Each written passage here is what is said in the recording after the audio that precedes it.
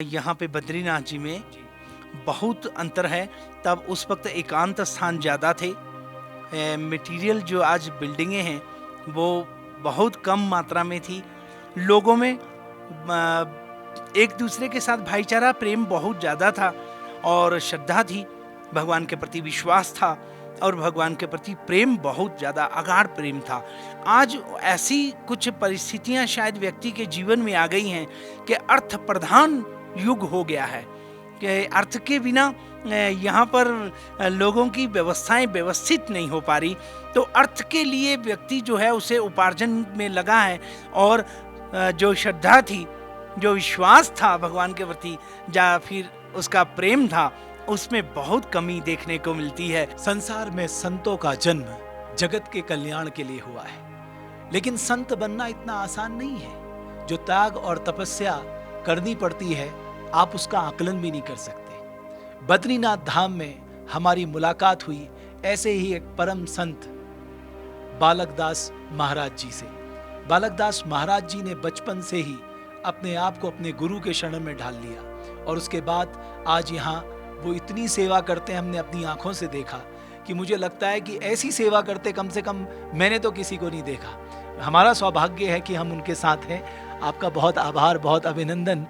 मैं थोड़ा सा जानना चाहता हूँ कि बद्रीनाथ तक की यात्रा कैसी की आपने? जी, बद्री विशाल भगवान की बड़ी कृपा रही। हम लोग बचपन से ही भगवान नारायण की कथाएं सुनते थे। जैसे मैं बहुत छोटा था, जब 6-7 साल का था, तो मेरी नानी जी बद्रीनाथ जी की कथाएं सुनाती थी हमें। तो आज मैं वो चीज़ बहुत अपने जीवन में धारण करता हूँ। जब देखता हूँ, वो विचार करता हूँ कि हमारी नानी जी हमें बद्रीनाथ जी की कथाएं सुनाती थी और आज मैं बद्रीनाथ जी में मेरे को 38 वर्ष हो गए हैं। मैं बहुत छोटे उम्र में यहाँ आ गया था। 13 वर्ष की उम्र में मैं यहीं बद्रीनाथ जी में था, 13-14 साल की अवस्था में। और बद्रीनाथ जी की जो यात्रा प्रारंभ हुई मेरी, हर की पैड़ी से स्नान किया और गंगा जी से स्नान करते ही कमर कमर जितना जल था, तो वहीं से हमने दंडवती यात्रा शुरू कर दी, सीढ़ियों से ही लेटते हुए हर की पैड़ी से, और बद्रिक आश्रम तक यात्रा शुभारंभ की। और भगवान की बड़ी अपार कृपा रही। 72 दिन लगे और 72 दिन में भगवान नारायण के श्री चरणों के दर्शन हो गए बद्रीनाथ जी में। जी। और एक और रहस्य, ये जो जटाएं हैं, हम लोग सोचते हैं बट ये तो बहुत बड़ी तपस्या है साहब। जटाएं जैसे वस्त्र त्याग करने या भोजन त्याग करना या इस तरह से अपनी साधना, जिस तरह से भगवान श्रीमद् भगवद गीता जी में बताते हैं कि भाई त्याग करना, तितिक्षा जिसको कहा गया है कि भूख प्यास को सहन करो, सर्दी गर्मी को सहन करो, ऐसे ही ये जटाएं भी एक साधना में एक महात्माओं का अंग स्वरूप हैं। ये स्वरूप होता है इस तरह से कि कौन कंघी करता रहे, कौन एक जमाना ऐसा था। तो आज भी इस तरह से कई साधु संत महात्मा उस धर्म का निर्वहन करते हैं, पालन करते हैं।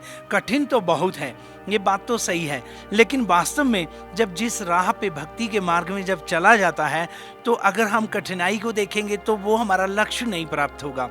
तो कठिनाई को ना देखते हुए लक्ष्य को देखेंगे तो वास्तव में हमारी मनोकामना जो होती है भक्त की, भगवत प्रेम या भगवान की शरणागति, वो प्राप्त हो जाती है। एक आखिरी बात मैं आपसे ज़रूर जानना चाहता हूँ, जब आप बाल्यावस्था में यहाँ पर आए थे, जैसा कि आपने बताया, तब से लेके आज तक आपको क्या अंतर दिख रहा है? यहाँ पे बद्रीनाथ जी में बहुत अंतर है। तब उस वक्त एकांत स्थान ज़्यादा थे। मटेरियल जो आज बिल्डिंगें हैं वो बहुत कम मात्रा में थी। लोगों में एक दूसरे के साथ भाईचारा प्रेम बहुत ज़्यादा था और श्रद्धा थी, भगवान के प्रति विश्वास था और भगवान के प्रति प्रेम बहुत ज़्यादा अगाढ़ प्रेम था। आज ऐसी कुछ परिस्थितियां शायद व्यक्ति के जीवन में आ गई हैं कि अर्थ प्रधान युग हो गया है कि अर्थ के बिना यहाँ पर लोगों की व्यवस्थाएं व्यवस्थित नहीं हो पा रही।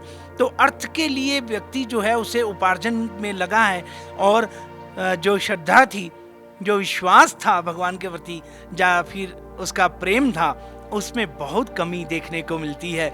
वास्तव में वो वाला भाईचारा भी नहीं मिलता कि एक दूसरे का सहयोग करते थे और बहुत ज़्यादा समय एक दूसरे को देते थे।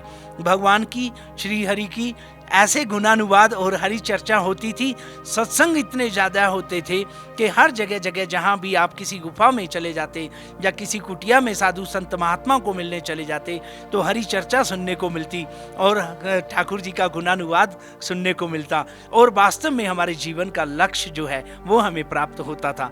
आज उसकी कमी है, बहुत बहुत कमी है, वो देखा जा सकता है। चलिए, बहुत आभार, बहुत धन्यवाद। तो मैंने आपको आज मिलाया बाबा बालक दास जी महाराज जी से, जो अपने आप में एक उच्च कोटि के संत हैं, और भगवत भजन, भगवत प्रेम जीवन का यही साध्य होना चाहिए। बदला बहुत कुछ है, लेकिन भगवान बद्रीनाथ के प्रति जो लोगों का समर्पण है, जो श्रद्धा है, जो आस्था है, वो आज भी जस की तस बनी हुई है। बहुत बहुत धन्यवाद आपका।